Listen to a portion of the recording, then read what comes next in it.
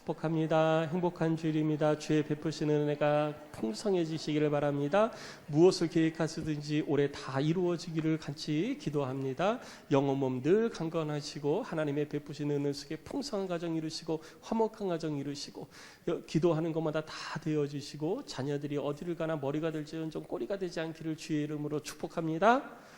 저는 계속 하고 있는데 왜 멈추셨어요? 저 아직도 한참 남았어요.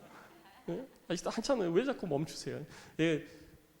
그만큼 우리가 다른 사람을 향해서 많이 이렇게 섬기는 거예요. 이게 축복을 한다라는 것은 그의 인생을 살펴보면서 그를 섬기는 거예요.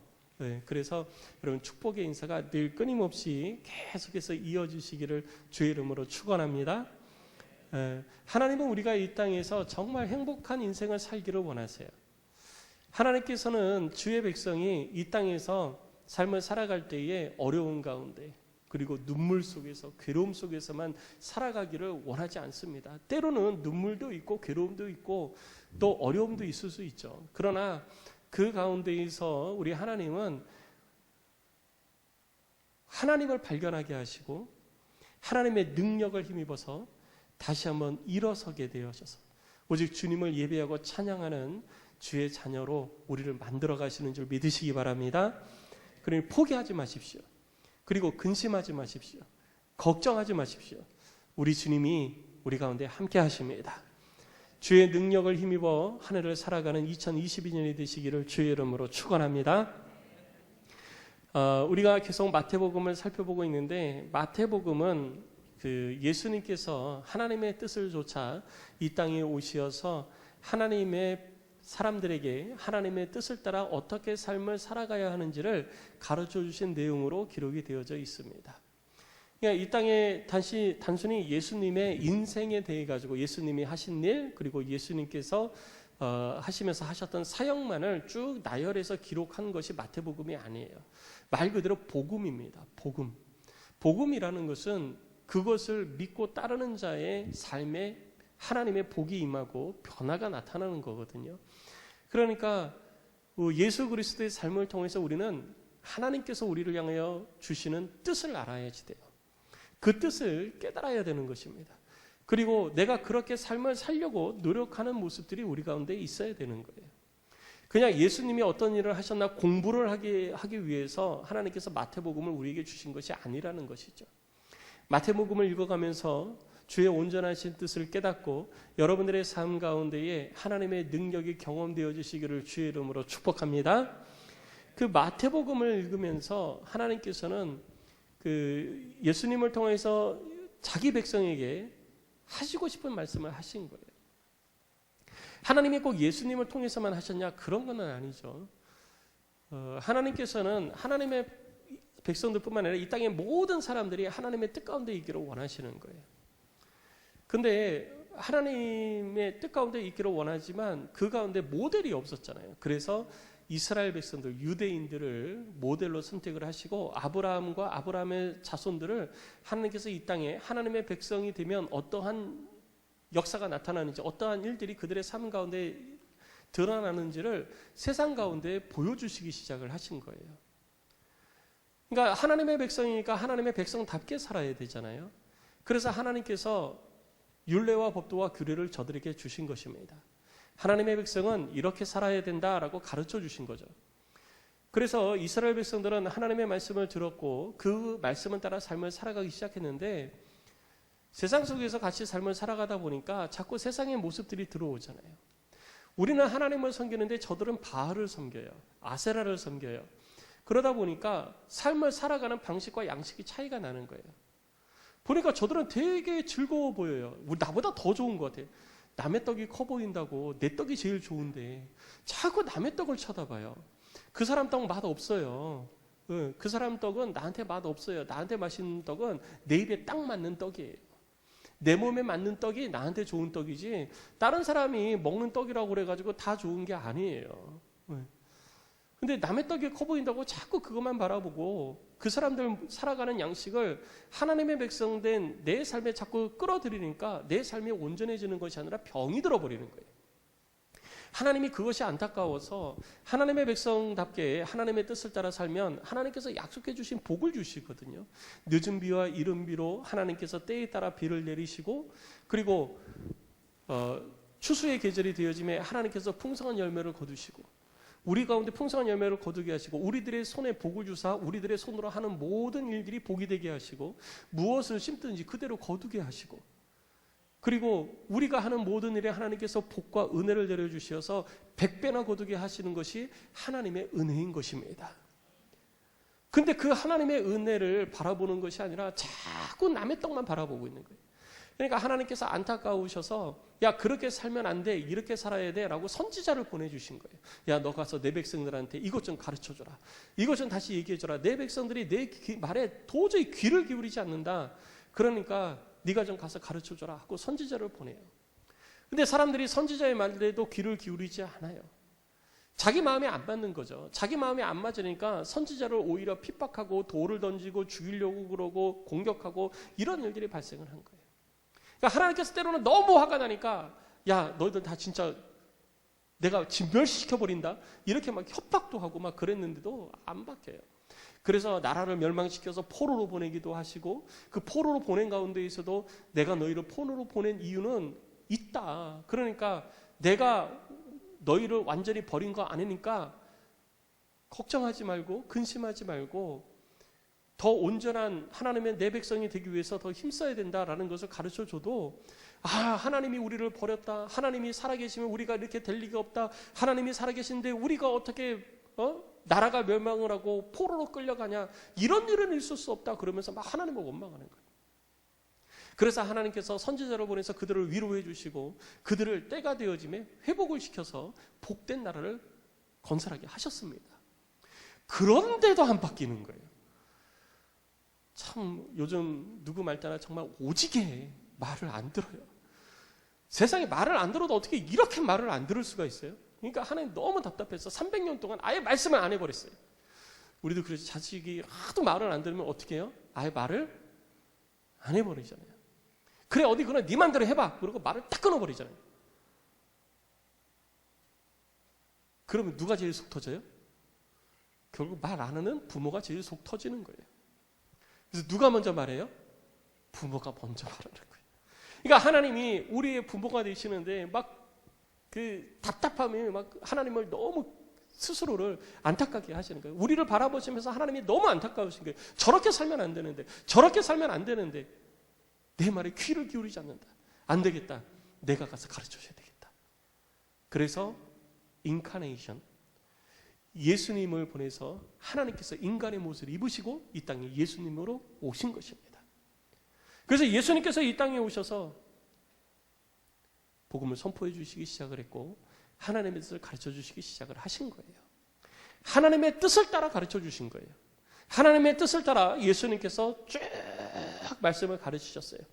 그 내용이 마태복음 5장의 산상수훈서부터 이제 구체적으로 나타나기 시작을 한 것입니다. 산상수훈을 통해 가지고 우리들이 산상수훈에 맨 처음에 팔복이 나오잖아요. 팔복이 나오다 보니까 무슨 생각을 하냐면 가난한 자는 복이 있나니, 뭐 마음에 긍휼히 여기는 자는 복이 있나니, 막 이러다 보니까 아, 우리가 이 땅에서 그리스도니까 가난하게 살아야 되는구나, 내가 긍휼히 여김을 받아야 되는구나, 막 이렇게 생각을 하는데 그거는 예수님의 말씀에 대해서 반만 알고 있는 거예요. 그리스도인이라고 해서 이 땅에 꼭 가난하게 살라는 것은 아닙니다. 그리스도인이라고 해서 이 땅에 꼭 긍휼한 마음을 가지고서 평생을 그렇게 긍휼히 여김을 받는 그런 불쌍하게 이 여김을 받는 인생으로 살아가는 것을 하나님께서 원하시는 것이 아니에요. 무엇이냐면 예수님께서 말씀하시는 것은 이 땅에 다른 사람들이 누리는 것을 못 누리고 산다 할지라도 우리에게는 영원한 나라 천국에서 하나님이 주시는 귀한 상급과 보상이 예비되어져 있음을 기억하라는 것입니다. 그래서 이 땅이 전부가 아니니까 이 땅의 것만을 위해서 살아갈 필요는 없다라고 말씀을 하시는 거예요. 그래서 이 땅에서 하나님의 백성의 삶을 살아가는 것에 대해서 쭉 말씀을 하셨어요. 쭉 말씀을 하시고 예수님께서 말씀을 마치시니까 사람들이 깜짝 놀라는 거예요. 이스라엘 백성들 가운데에 율법 교사들이 있습니다. 서기관들이 있어요. 그리고 제사장들이 있어요. 그들도 하나님의 말씀을 가르쳤는데 그들이 가르치는 하나님의 말씀과 예수님을 통해서 선포되어지는 하나님의 말씀이 굉장히 큰 차이가 있는 거예요. 하나님의 말씀은요, 하나님의 말씀 그대로 받을 때, 하나님의 말씀 그대로 전파되어지고 하나님의 말씀 앞에 내가 그대로 내 생각을 집어넣는 것이 아니라 선포되어지는 하나님의 말씀을 내가 아멘으로 그대로 인정하고 내가 받을 때 그때 능력이 나타나는 것입니다. 내 생각을 집어넣으면요, 말씀의 능력이 희석되어지는 거예요. 하나님의 말씀은 말씀 그대로 선포되어지고 우리가 아멘으로 받아야 될 줄로 믿습니다. 서기관들과 제사장들은요, 사람들에 맞춰가지고 하나님의 말씀들이 가르치지를 못했어요. 그런데 예수님이 오셔서 하나님의 말씀을 하나님의 말씀으로 선포하시니까 사람들이 깜짝 놀란 거예요. 그래서 예수님께서 산으로 내려오실 때 많은 사람들이 추종을 한 거예요. 그 중에는 서기관들도 있었던 것입니다. 예수님은 그것을 말씀으로만 하신 것이 아니라 하나님의 말씀이 너희들 가운데 어떻게 이루어지게 될지에 대해서 경험을 해보지 못했으니까 예수님께서 기사와 표적을 통해서 하나님의 나라가 이 땅에 임하면 어떻게 되어지는지, 하나님의 능력이 이 땅을 다스리기 시작하면 어떻게 되어지는지를 가르쳐주기 시작을 하신 거예요. 그게 기사와 표적을 나타내신 거거든요. 문둥병자를 고쳐주셨습니다. 백부장의 하인을 낫게 해주셨어요. 베드로의 장모의 열병을 고쳐주셨습니다. 귀신 들린 자를 온전케 하여 주셨고 각종 질병에 고통당하는 자들을 다 치유해 주셨어요. 그것은 단순히 질병에 치유만 있는 것이 아니고 문제 해결만 있는 것이 아니라 그것을 통해서 그들이 하나님의 백성으로서의 온전한 삶으로 회복되어지게 하는 예수 그리스도의 치유의 역사인 것입니다. 문둥병자가 문둥병만 치유된 게 아니라 공동체성이 회복되어지게 해주셨잖아요. 그리고 베드로의 장모가 열병만 치유된 것이 아니라 열병의 치유됨으로 인하여서 그가 마땅히 섬겨야 할 대상을 섬기는 일들을 삶 속에 이루어가는 것이 예수님의 치유의 내용이었고 목적이었던 것이죠. 그런데 사람들은 그거에 관심이 없어요. 그냥 내 문제만 해결되는 것만 관심이 있는 거예요. 그러니까 예수님께서 사람들이 가지고 있는 관심과 그리고 예수님께서 그들에게 전하고자 하시는 것이 차이가 있다 보니 내가 잠시 또 다른 데 가서 이 하나님의 일들을 드러내야 되겠다라고 말씀하시고서 다른 데로 가자 하십니다. 갈릴리 호수 건너편으로 가자라고 말씀을 하시니까 사람들이 예수님을 따라가야 되잖아요. 따라가고자 하는 사람도 있고 따라가기 싫은 사람도 있었던 거예요. 그 대표적인 사람들이 바로 서기관과 제자 중에 한 사람이라고 지난주에 우리가 살펴봤던 것입니다. 따라가고자 한 사람들 가운데에 서기관이 있었는데 그가 선생님 내가 어디를 가시든지 주를 따라가겠습니다 라고 했는데 예수님은 그 마음의 중심을 보신 거예요. 주님을 따르는 삶, 예수님을 따르는 삶은 이 땅의 소망을 내려놓은 삶이다라는 것을 서기관에게 다시 가르쳐 주신 거예요. 우리에게도 말씀해 주시는 거죠. 그리고 제자들 중에도 주님, 내가 주님을 따르겠습니다. 그런데 주님보다 먼저 내 앞에 닥친 상황부터 해결해 놓고 주님을 따르겠습니다. 이 문제가 해결이 되어지면 주님을 따르고 이 문제가 해결이 안 되어지면 해결되어질 때까지 나로 하여금 그 문제의 해결의 결과를 보게 하소서라고 예수님께 요청하는 제자의 모습이 있었던 거예요.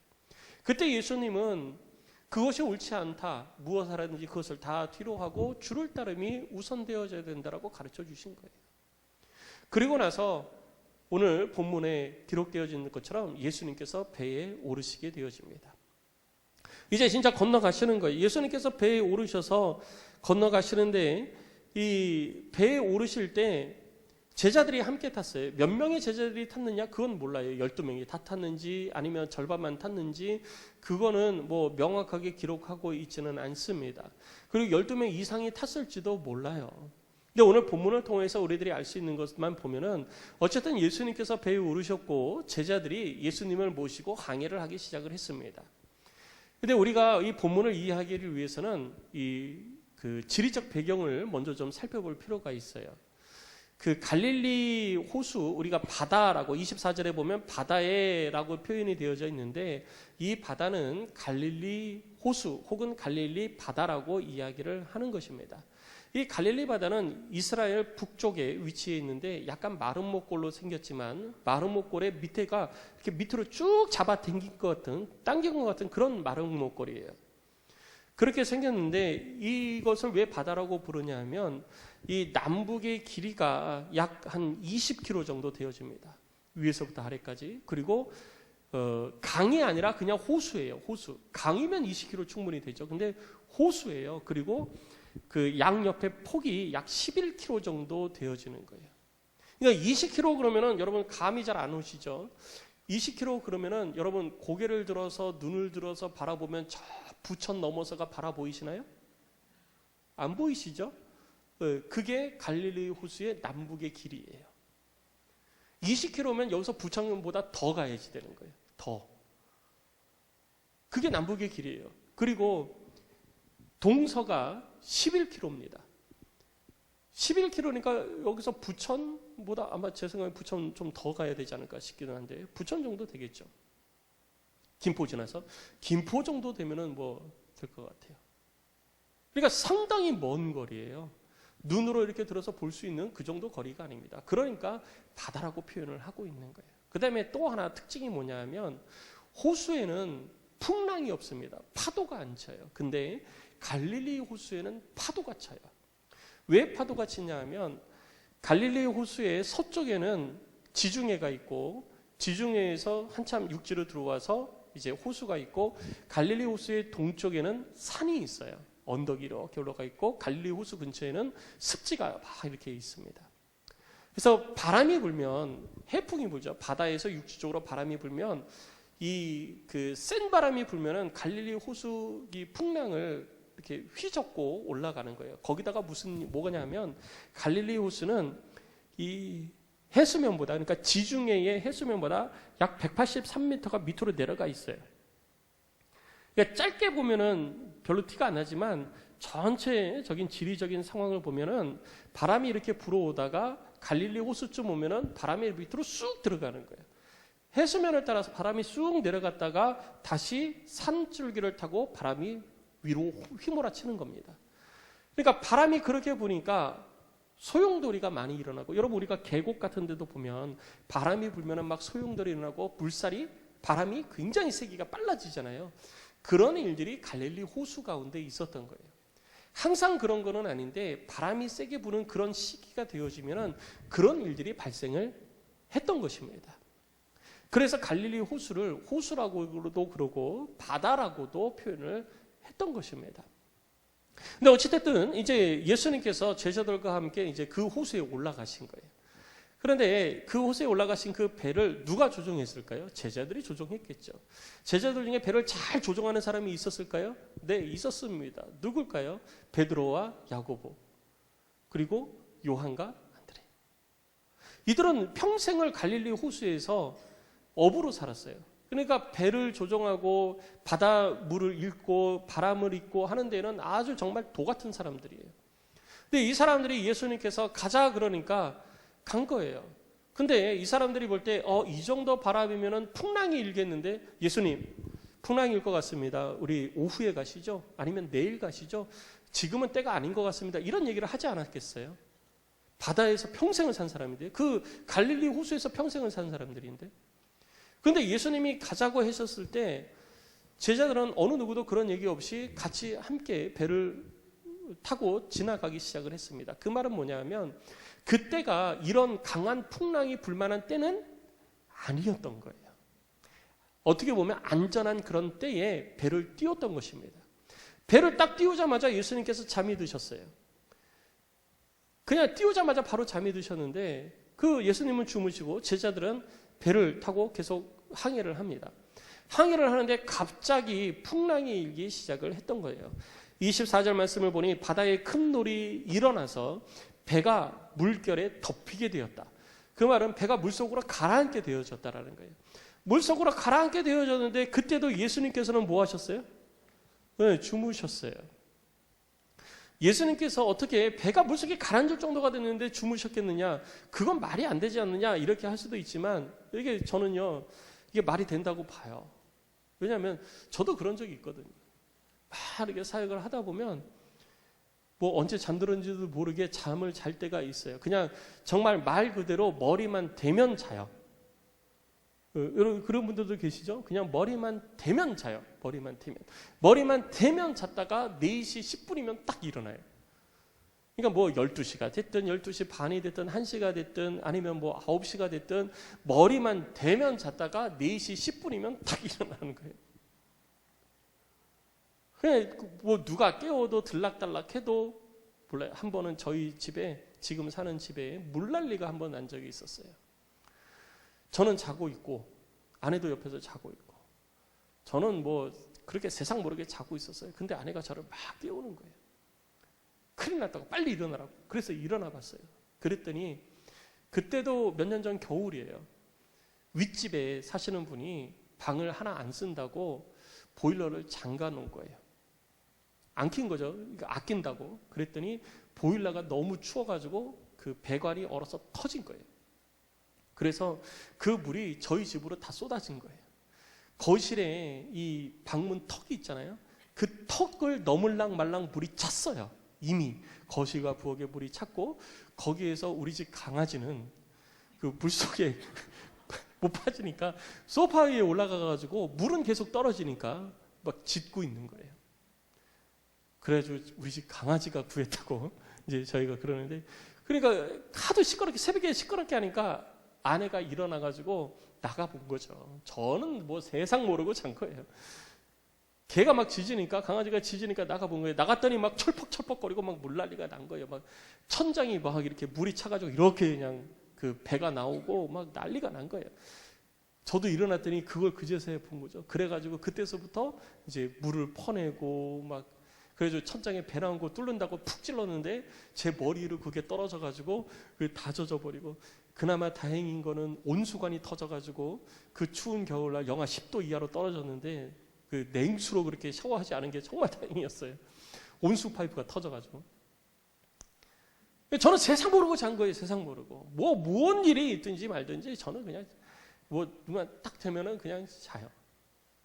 보통 제가 이제 새벽 4시 10분에 일어나서 4시 25분, 30분이면 이제 사무실에 들어옵니다. 그리고 뭐 새벽 기도하고 성경 읽고 기도하고 뭐 이렇게 해가지고 사역하고, 그리고 이제 집에 들어가는 시간이 밤 11시, 뭐 10시, 11시, 좀 늦으면 11시 넘어서 이렇게 가기도 하고 그러는데, 그러니까 뭐 교회에서 뭐 한 18시간, 19시간을 이제 서재에서 지내죠.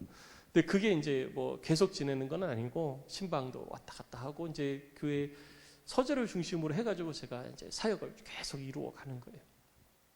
그러니까 피곤하면 그렇게 그냥 막 골아 떨어지는 거예요. 완전히 골아 떨어지는 거예요. 예수님도 사역을 하실 때 너무 피곤하셨던 거예요.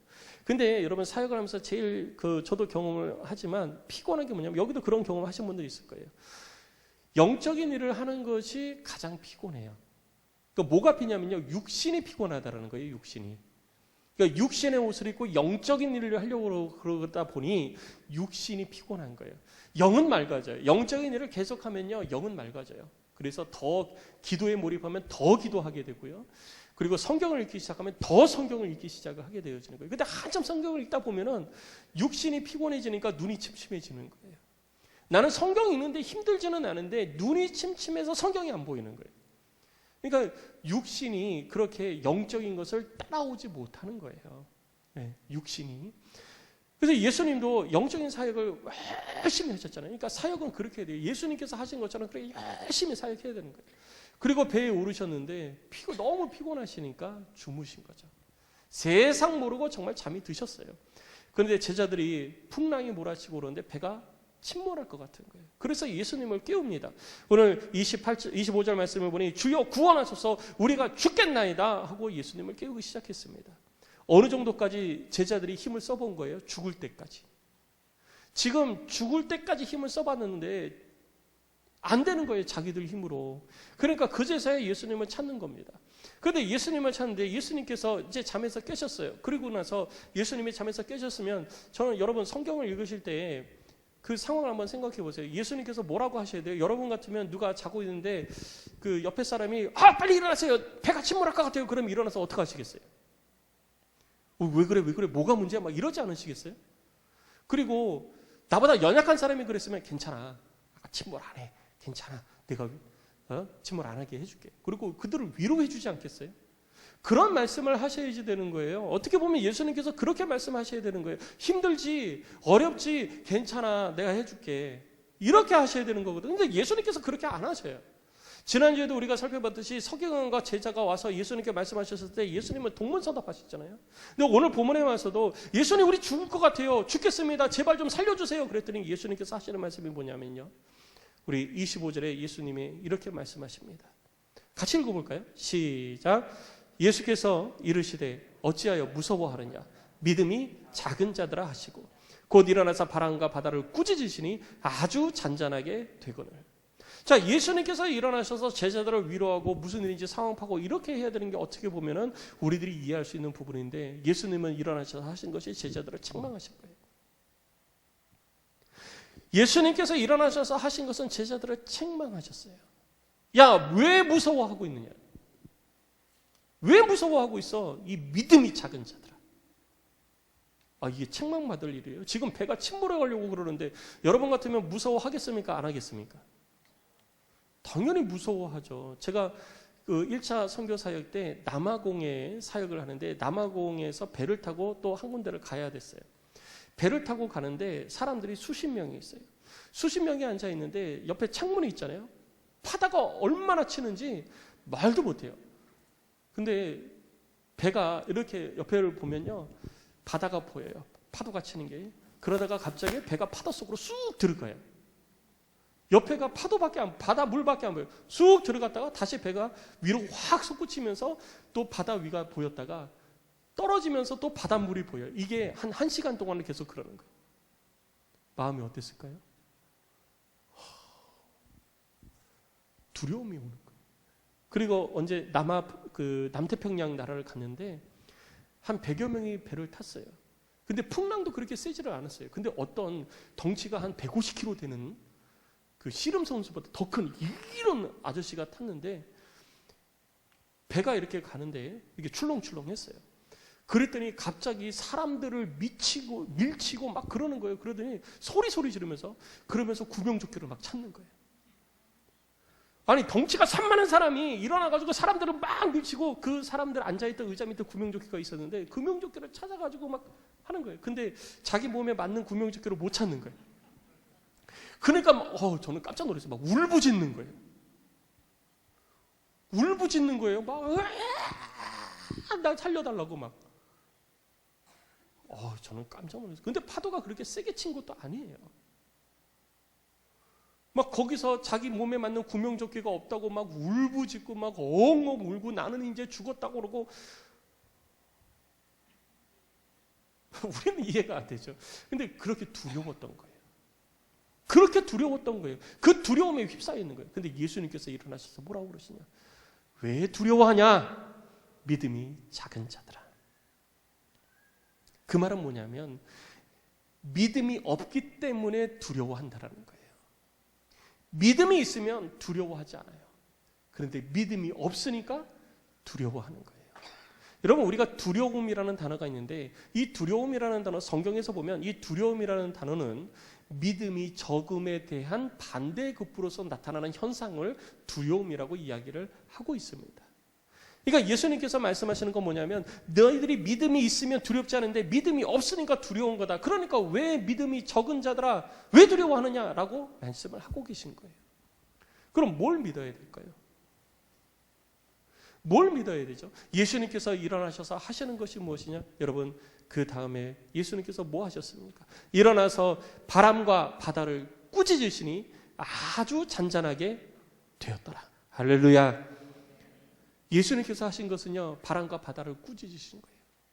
여러분, 위에 사람을 꾸짖습니까? 아니면 나보다 밑에 사람을 꾸짖습니까? 나보다 밑에 사람. 바람과 파도가 아무리 강하게 할지라도 그것이 우리 주 예수 그리스도의 권위 아래에 있다라는 것입니다. 이걸 믿으라는 거예요. 제자들은 이걸 못 믿은 거예요. 이걸 알지 못했던 거예요. 그래서 제자들은 예수님에 대해서 알지 못하니까 두려움에 휩싸여 있었던 거예요. 예수님이 하시면 된다라고 하는 그 믿음이 없었던 거예요. 주님 우리를 살려주세요라고 했지만 마지막 어떻게 보면 지푸라기이기 때문에 그런 거지, 주님을 깨우면 우리가 살아난다 이래서 주님을 깨운 건 아니에요. 그러면 제자들이 예수님의 능력을 경험하지 못했냐? 아니요, 예수님의 능력 경험했잖아요. 바로 좀 전에 배를 타고 출발하기 전에 그 가버나움 지역에서 많은 사람들을 고쳐주셨잖아요. 질병을 고쳐주셨잖아요. 귀신 쫓아내셨잖아요. 온전치 못한 사람 온전케 하셨잖아요. 그거를 눈으로 봤잖아요.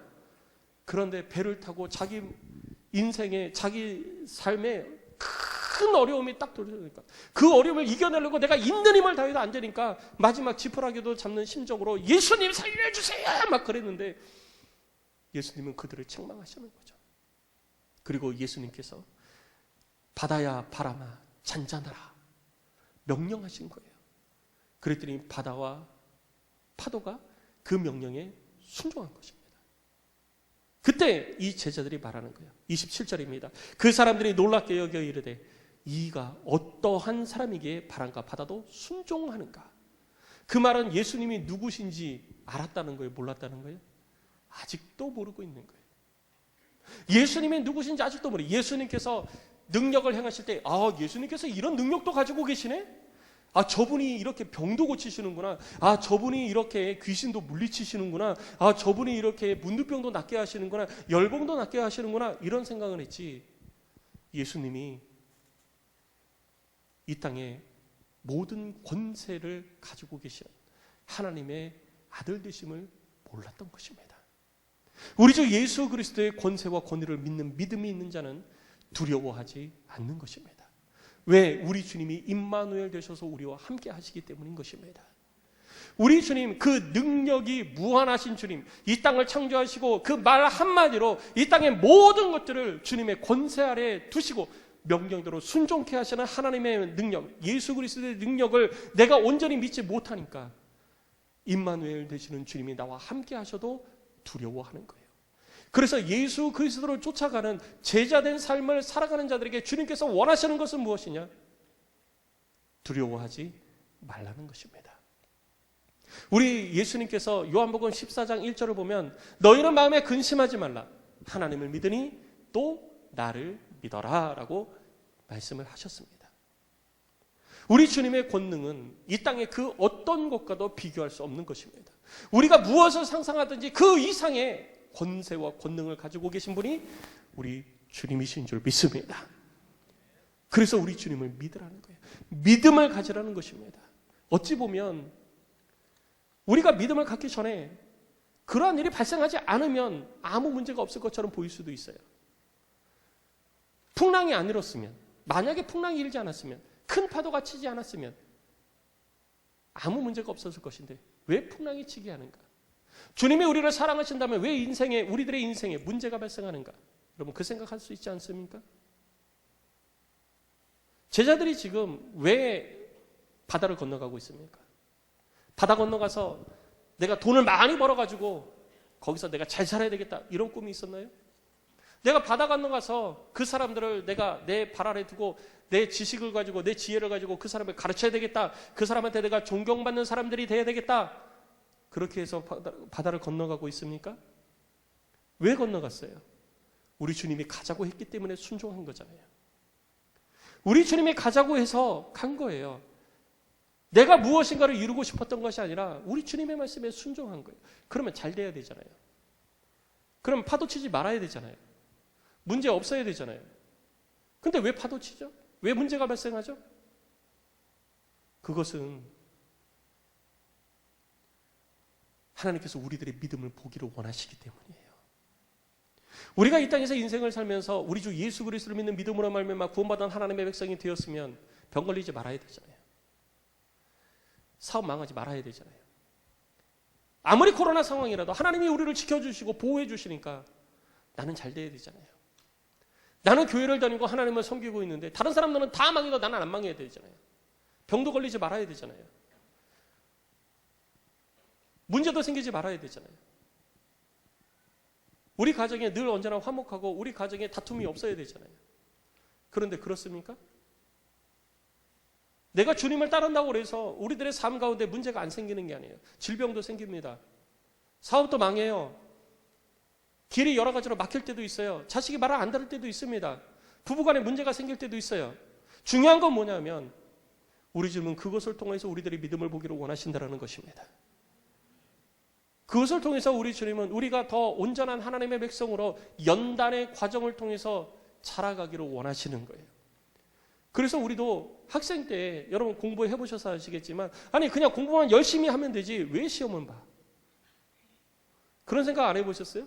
저는 그런 생각 많이 했어요. 일주일에 한 번씩 시험 보는 거예요. 아 미치겠어요 진짜. 아니 공부를 열심히 하면 되지 왜 일주일에 한 번씩 시험을 보냐는 거예요. 그리고 왜 그 점수를 우리한테 안 가르쳐주면 되지. 왜 시험을 봅니까? 학생들로 하여금 자신감 잃어버리게 하려고 시험 봅니까?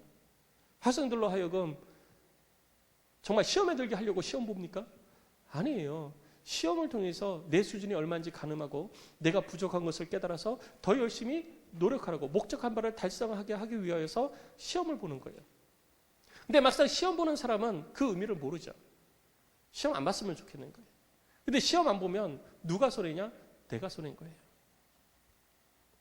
우리 주님이 인생을 살아가 있는 우리를 끊임없이 그렇게 시험하시는 거예요. 우리를 연단하시는 거죠. 그래서 더 큰 믿음으로 자라가게 해주시는 거예요. 예수님께서 제자들에게 그런 기사와 표적을 보여주시면서 하나님의 권세를 나타내 주셨는데 아직 제자들의 믿음은 작았던 거예요.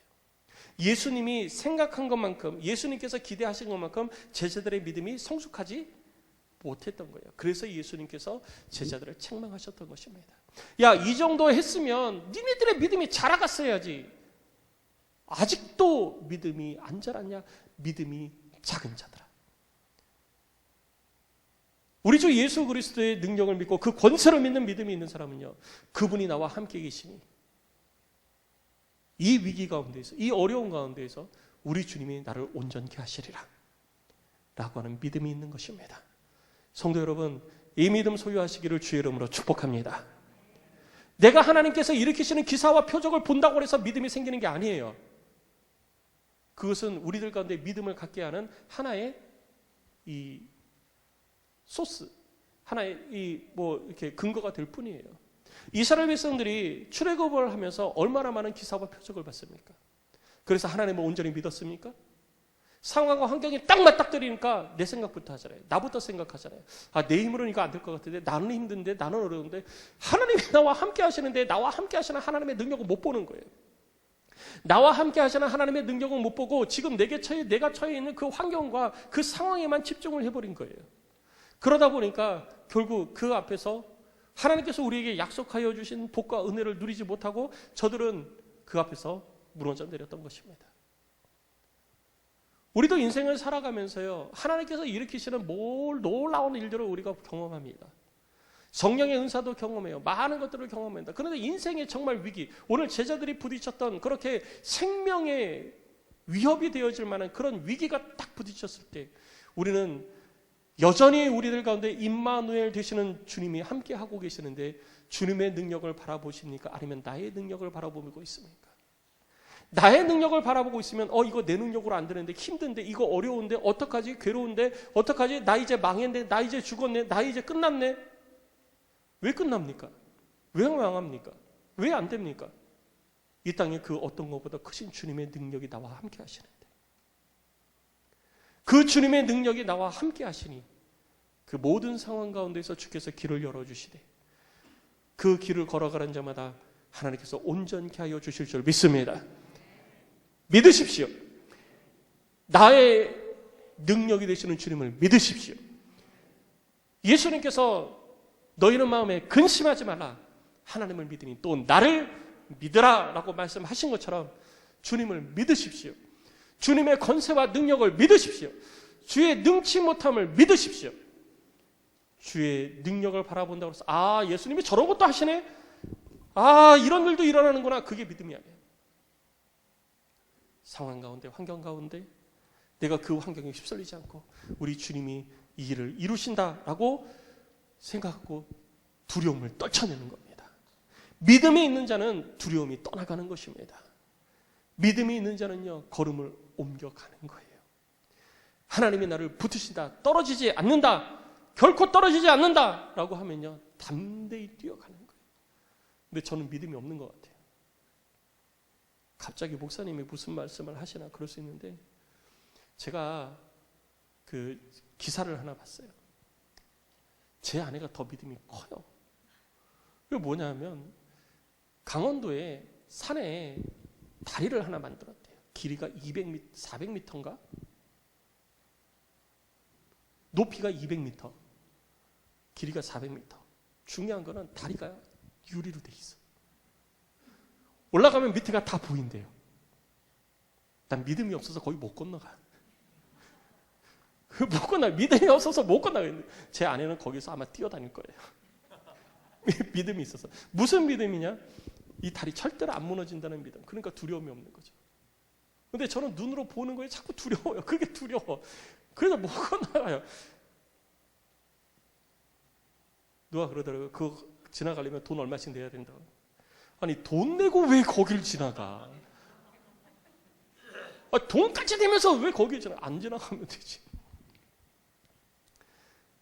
우리들의 현상에 나타날 수 있는 일이고요.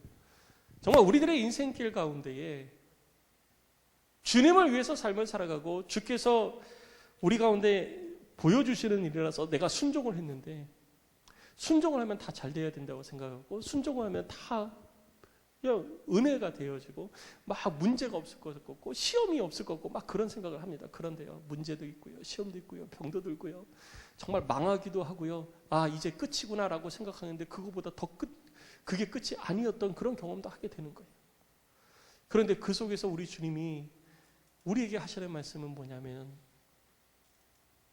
하나님을 믿으니 또 나를 믿으라. 우리 주님은 그걸 우리에게 말씀하고 계시는 것입니다. 주의 능력을 믿으시기 바랍니다. 주의 능력을 믿으면 우리 가운데 두려움이 떠나가는 것입니다. 삶 가운데 담대함이 생기는 것입니다. 성도 여러분, 2022년 우리 가운데 능력을 행하시는 주를 믿으시기 바랍니다. 그의 능력은 내가 가지고 있는 능력과 비교할 수 있는 능력이 아니에요. 그의 능력은 말씀 한마디로 이 땅을 창조하신 능력입니다. 그의 능력은 내가 무엇을 상상하는지 그 이상의 것을 우리들 가운데 행하시는 것입니다. 그분이 임마누엘 되셨습니다. 그분이 영원토록 나와 함께 하십니다. 내가 그분을 믿고 의지하면 그분이 그의 전능하신 능력을 우리들의 삶 가운데 드러내시는 것입니다. 그분의 능력을 믿고 그 믿음 가운데 두려움에서 벗어나시고 두려움을 물리치시고 여러분들의 삶 가운데 행복과 평안이 있는 그런 한 해가 되시기를 주의 이름으로 축복합니다. 우리 시간 함께 찬양하고 기도하겠습니다.